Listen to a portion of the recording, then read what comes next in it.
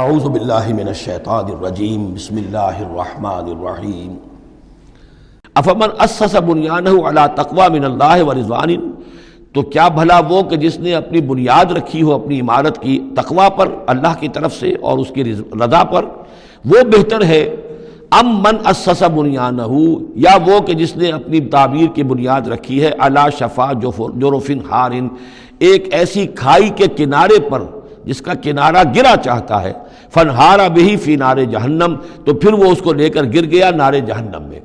یعنی یہ کہ انسان تعمیر کرتا ہے تو کوئی جگہ دیکھتا ہے، فرض کیجئے کوئی ایسی جگہ ہے کہ نیچے سے کھوکھلی ہے، آپ نے دیکھا ہوگا بعض جگہ دریاؤں کے کناروں کے اوپر کہ نیچے سے لیکن اوپر کنارہ چلا آ رہا ہے، اب اس کنارے کے اوپر جو ہے جس کے نیچے سپورٹ نہیں ہے، کوئی تعمیر کرے گا تو تعمیر کہاں جائے گی؟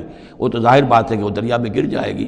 تو اصل میں یہ جو تدبیریں ہوتی ہیں منافقین کی، ان کی مثال ایسے ہے کہ جہنم کے کنارے کے اوپر یہ خشکی ہے، اس کا کنارہ باہر نکلا ہوا ہے، اس پر یہ اپنی تعمیر کر رہے ہیں، ظاہر بات ہے کہ وہ کنارہ بھی ڈھہ جائے گا اور ان کو اور ان کی تعمیر کو لے کر جہنم میں جا گرے گا۔ واللہ لا یہدی القوم الظالمین، اور اللہ تعالیٰ ایسے ظالم لوگوں کو راہیاب نہیں کرتا۔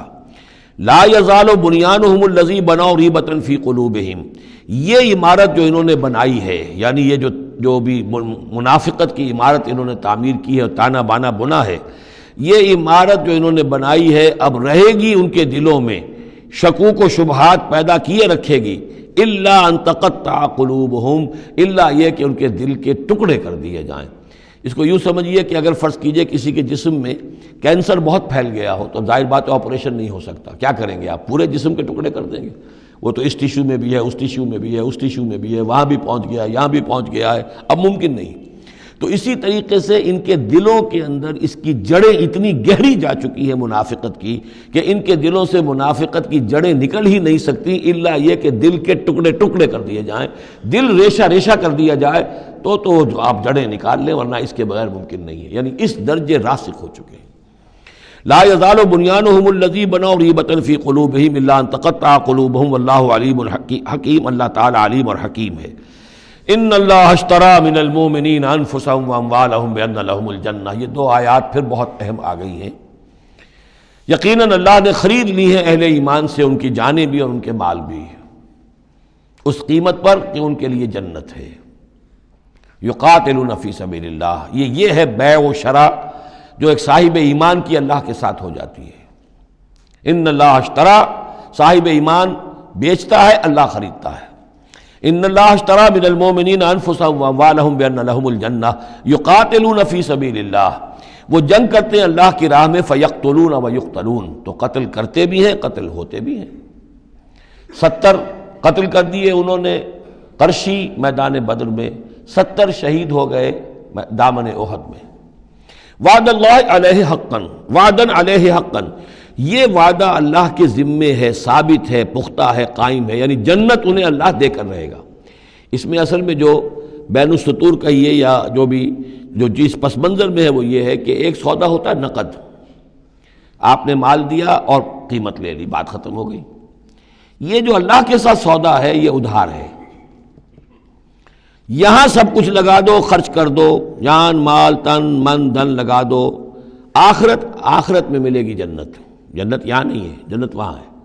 تو چونکہ ادھار کا سودا ہے، اس پر دل میں کچھ نہ کچھ دغدغہ رہتا ہے۔ نو نقد نہ تیرا ادھار والی جو مثال ہے کہ 9 نقد نہ تیرا ادھار، ادھار کی 13 سے بہتر ہے کہ 9 جو نقد ملتے ہیں وہ لے لیے جائیں۔ تو اس حوالے سے جو ہے انسانی کمزوری بربنائے طبع بشری، اس کے اندر ایک دغدغہ رہتا ہے، اس کو اب کس زور کے ساتھ اس کی نفی کی جا رہی ہے۔ وعدن علیہ حقا، کوئی شک نہ کرو یہ وعدہ ہے اس کے ذمے حق ثابت، فی التوراۃ والانجیل والقرآن، اور اللہ کی طرف سے اس وعدے کی توثیق 3 دفعہ ہو چکی ہے، تورات میں ہوئی، انجیل میں ہوئی، قرآن میں ہوئی۔ ومن اوفی بعہدہ من اللہ، اور اللہ سے بڑھ کر اپنے عہد کا وفا کرنے والا کون ہوگا؟ فاستبشروا ببیعکم الذی بایعتم بہ، پس خوشیاں مناؤ، جشن مناؤ اس بیع پر جو تم نے کی ہے۔ اب یہاں ایک لفظ اور آ گیا، بایعتم بہ، آپس میں جو سودا کیا ہے، مبایعت باب مفاعلہ، باع یبیع بیچنا، یہ ثلاثی مجرد ہے، اور یہ جو ہے بیعت بنتی ہے بایع یبایع، آپس میں کوئی سودا کر لینا۔ تو فاستبشروا ببیعکم الذی بایعتم بہ، بس خوشیاں مناؤ اس بیع پر جس کا سودا تم نے اپنے اللہ سے کیا ہے۔ یہیں سے لفظ بیعت نکلا ہے۔ بیعت کیا ہے؟ ایک بندہ اللہ کے حوالے کرتا ہے اپنے آپ کو، لیکن چونکہ اللہ تعالیٰ تو سامنے خود موجود نہیں ہے، اس وقت اللہ کے رسول تھے، تو بیعت ہو رہی ہے اصل میں تو اللہ سے، بیع اللہ سے ہے اور بیعت رسول اللہ سے ہو رہی ہے صلی اللہ علیہ وسلم۔ دست مبارک اللہ کا نہیں ہے بلکہ اللہ کے رسول کا ہے۔ البتہ ایک جگہ ہم جا کر دیکھ لیں گے کہ فرمایا گیا کہ ایک تیسرا ہاتھ اور بھی ہے، انویزیبل ہاتھ، غیر مرئی ہاتھ اللہ کا بھی ہے، ید اللہ فوق ایدیہم، اللہ کا ہاتھ ان کے ہاتھوں کے اوپر ہے۔ تو یہ بیع ہے، یہ سودا ہے، یہ ایمان کا لازمی تقاضا ہے۔ ان اللہ اشتری من المؤمنین انفسهم واموالهم بان لهم الجنہ یقاتلون فی سبیل اللہ فیقتلون ویقتلون وعدا علیہ حقا فی التوراۃ والانجیل والقرآن ومن اوفی بعہدہ من اللہ فاستبشروا ببیعکم الذی بایعتم بہ وذلک هو الفوز العظیم۔ اور یہی ہے بہت بڑی کامیابی۔ اللہ تعالی ہم میں سے ہر ایک کو یہ توفیق دے کہ اللہ کے ساتھ یہ بیع و شرا ہم کریں، اللہ کے ساتھ سودا کریں اور اللہ تعالیٰ کے ہاتھ اپنے جانیں اور مال بیچ دیں۔ اب اس کا جو ظہور ہوگا انسانی شخصیت میں وہ کیا ہے؟ یہ آیت بھی بڑی ہی گمبھیر اور بڑی جامع آیت ہے، بہت جامع آیت ہے۔ اس میں 9 الفاظ آئے ہیں، التائبون العابدون الحامدون السائحون الراکعون الساجدون الآمرون بالمعروف والناہون عن المنکر والحافظون لحدود اللہ وبشر المؤمنین۔ توبہ کرنے والے، اللہ کی پرستش اور بندگی کرنے والے، اللہ کی حمد اور تعریف کرنے والے، دنیاوی آسائشوں سے لا تعلق رہنے والے، سائحون پچھلے زمانے میں ہوتا تھا بنباس لینے والے، چلے جانے والے، شہروں کو چھوڑ کر چلے جاتے تھے لوگ جنگلوں کے اندر، لیکن ہمارے ہاں اسلام میں اب سیاحت نہیں رہی ہے، رہبانیت ختم کر دی گئی ہے۔ البتہ روزے داروں پر اطلاق ہوتا ہے، مہاجرین پر، مجاہدین پر جو اللہ کی راہ میں نکلے ہوتے ہیں وہ بھی گویا کہ ان کے مشابہ ہو جاتے ہیں۔ لا رہبانیت فی الاسلام الا الصوم، لا رہبانیت فی الاسلام الا الجہاد فی سبیل اللہ۔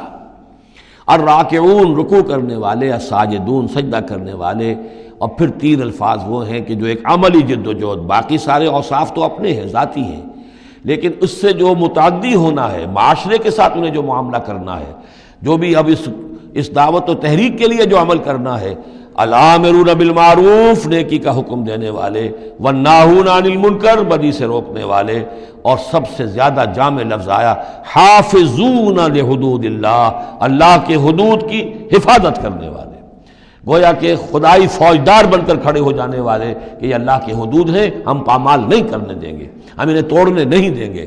یہ ہے وہ در حقیقت کے جو منہج انقلاب نبوی کے ضمن میں اس دور میں جو ایک اجتہاد کی ایک ضرورت ہے کہ جو بھی آخری مرحلہ ہوگا جبکہ وہ سارے مراحل طے ہو چکے ہوں تو اس میں نہی عن المنکر بالید، کہ ہم حدود اللہ کو اب نہیں ٹوٹنے دیں گے اور ہم پوری طاقت کے ساتھ حفاظت کریں گے اللہ کی حدود کی، اور جو بھی منکرات ہیں ان کو روکیں گے۔ وبشر المؤمنین، اور اے نبی ان اہل ایمان کو آپ بشارت دے دیجئے، اللہم ربنا اجعلنا منہم۔ صدق اللہ العظیم۔